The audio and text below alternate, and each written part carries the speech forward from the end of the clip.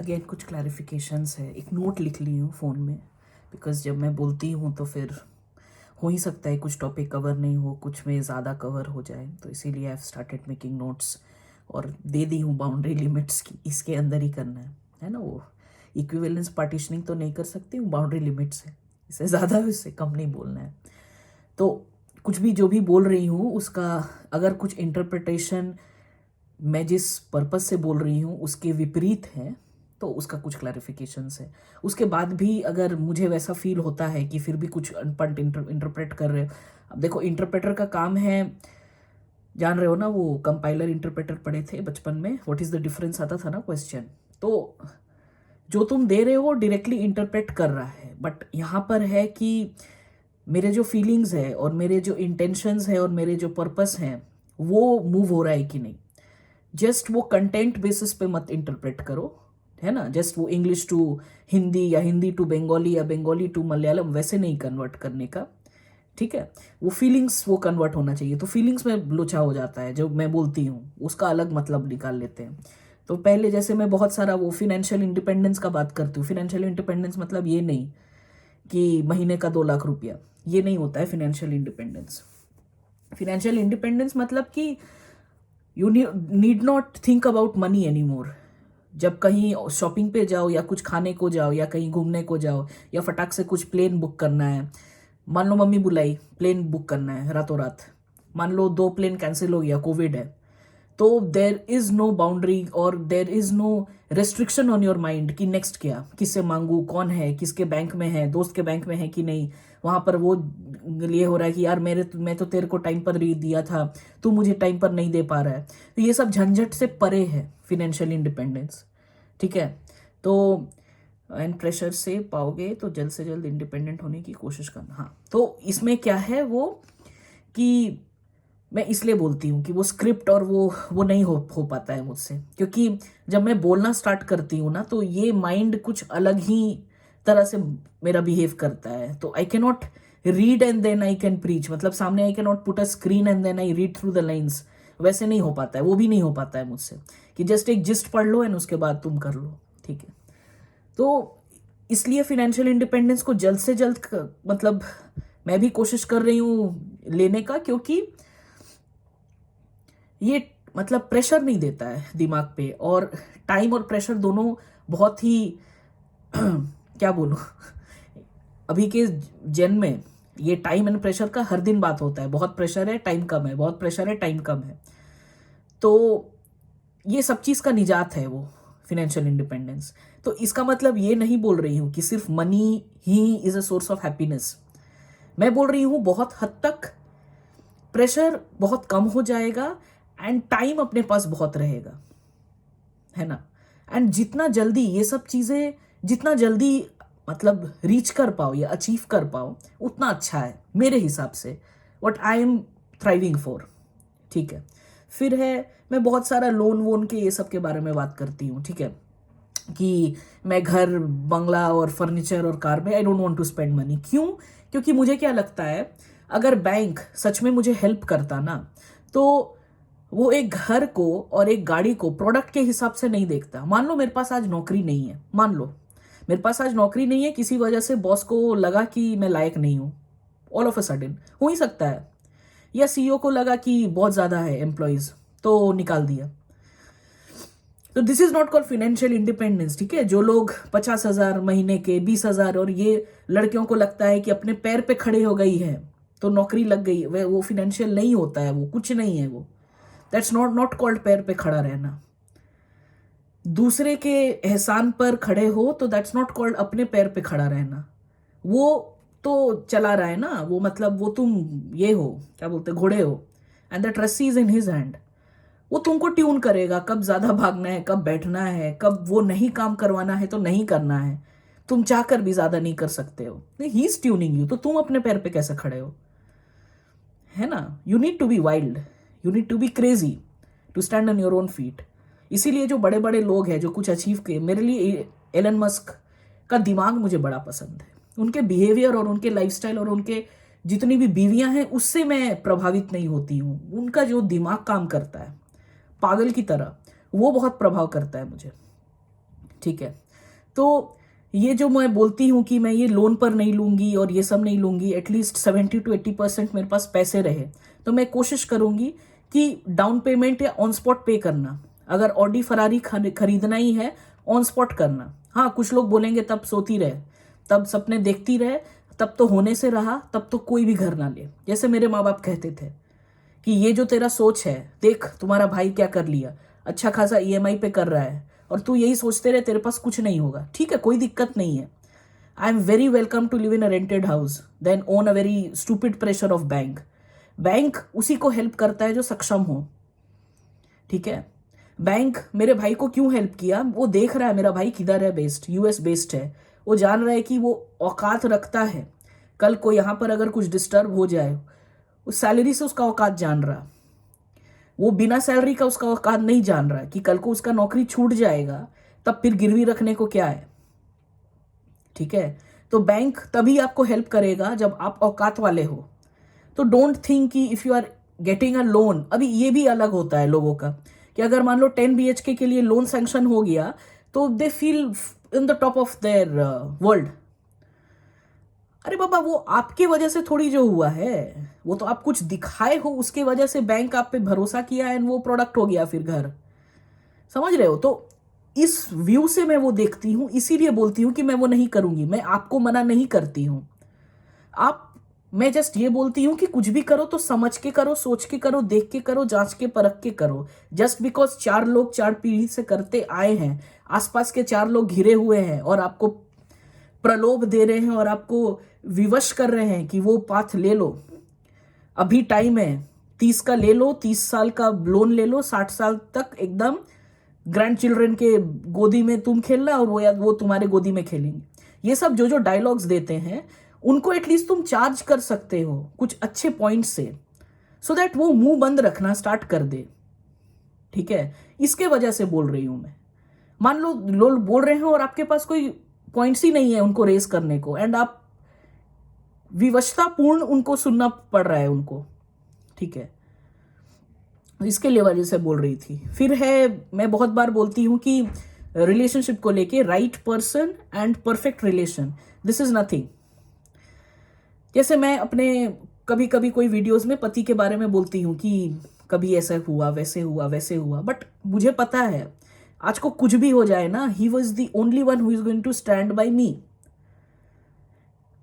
वो कभी मेरे को वो उस नजर से नहीं देखता है कि मैं कुछ गलत कर रही हूं, या उस क्या बोलूं, होता है ना किसी को देखो ही तो लग रहा है कि यार इसी को मेरे पर भरोसा नहीं है।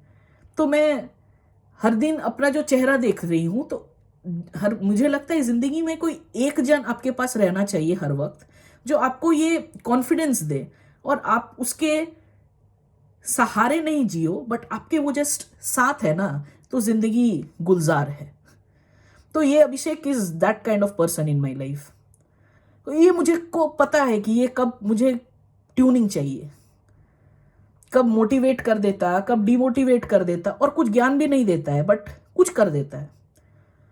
तो ऐसा पर्सन का जरूरत चाहिए, राइट पर्सन। और ये मतलब it's not a product, relationship is not a product, और मार्केटिंग नहीं हो रहा है यहाँ पे रिलेशनशिप का। ठीक है, कि इतना भाव में और इतना हाई मेंटेनेंस लो, आजकल बोलते हैं लड़कियां कुछ कुछ पोस्ट शेयर कर रहे हैं, हाई मेंटेनेंस हूं मैं क्योंकि I maintain myself very highly.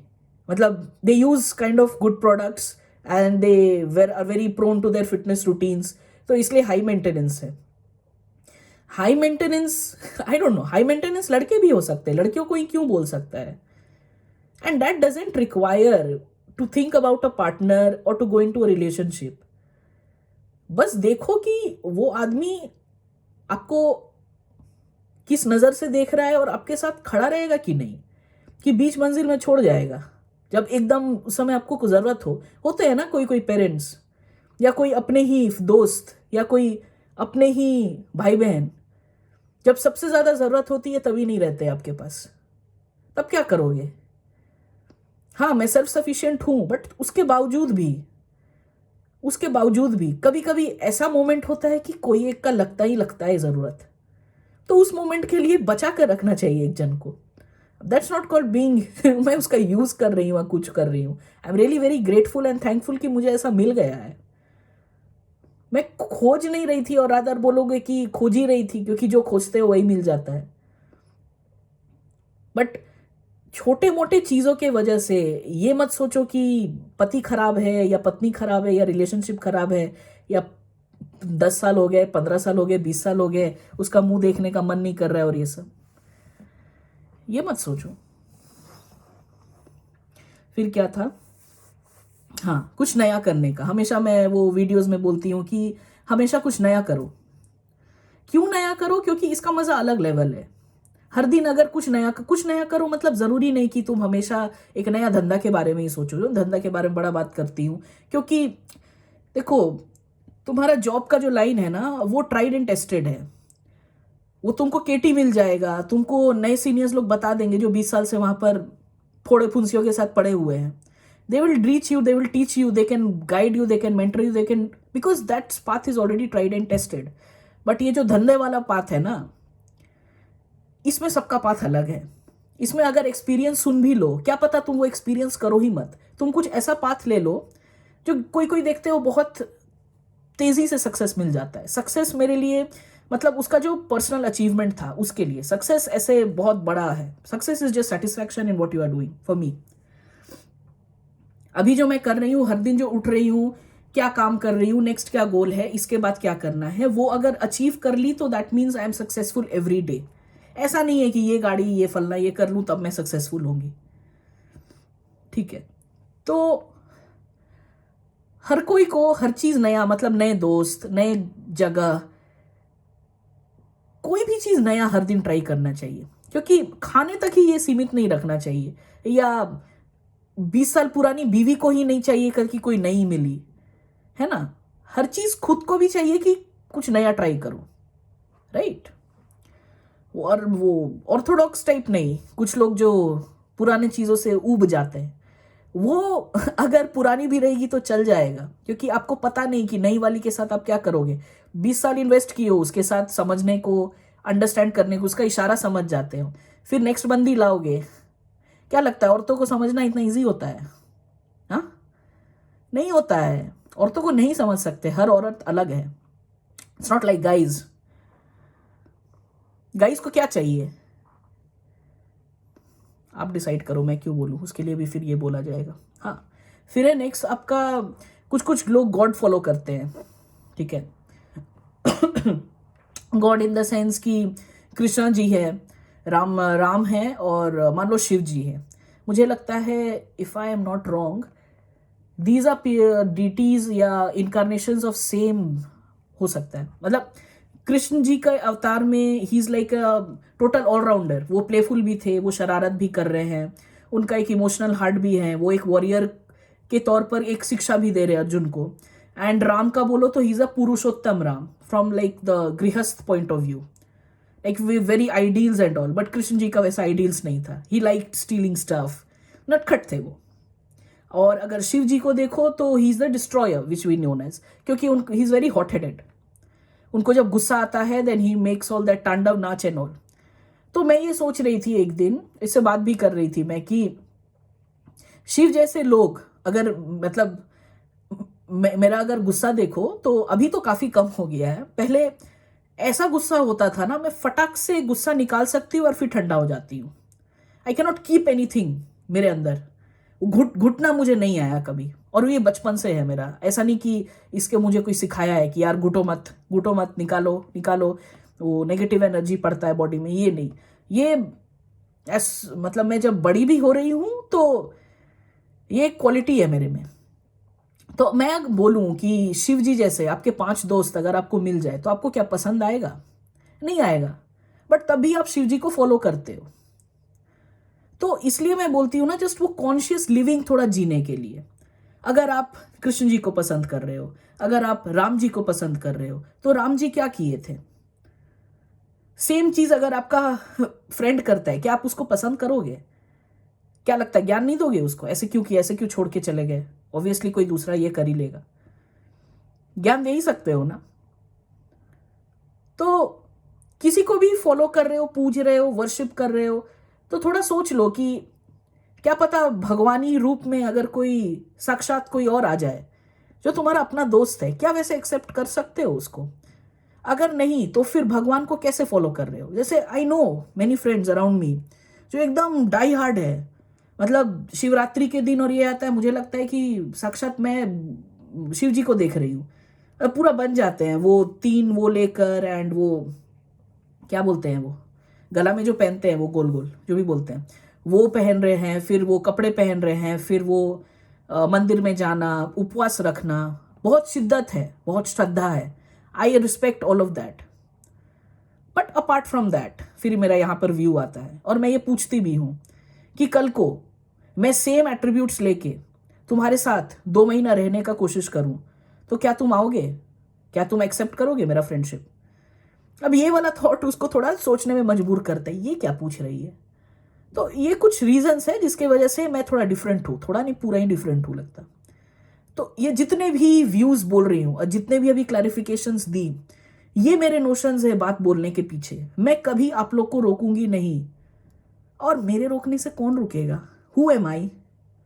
Who am I?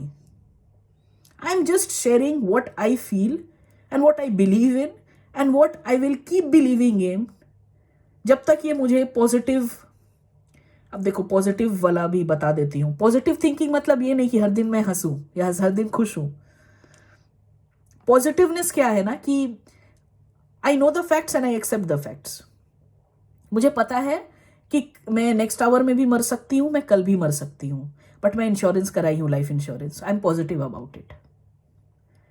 Positivity ये नहीं है कि हर दिन ये सोचो कि नहीं बुरा नहीं होगा तुम्हारे साथ, बुरा नहीं हो सकता तुम्हारे साथ, इसलिए तुम्हारे साथ बुरा नहीं होगा। ये पॉजिटिविटी नहीं है। Positivity is facing the actual results. You know what are the actual results coming through you and you have accepted it. So that's called positivity. I'm a very positive person in that way. तो मेरे videos try करना बार बार देखने का, और तुम लोग लिख सकते हो अगर कमेंट में लिखना चाहते हो अगर नहीं समझ रहे हो, क्योंकि गलत समझने से अच्छा है कि फिर सुनो मत, है ना। Half knowledge, half bake knowledge is very risky and very harmful. क्योंकि बच्चे देख रहे हैं ये सब वीडियोस मेरे, तो I don't want anyone to take any wrong info across, क्योंकि वर्ड ऑफ माउथ एंड ये सब तो बहुत चल रहा है ना। इट्स लाइक क्या बोलूं, एकदम वो स्वीट फ्लो है अभी। तो ना गलत सुनो, ना गलत परखो, ना गलत बोलो। तो ये सब क्लैरिफिकेशंस करना था। टाटा।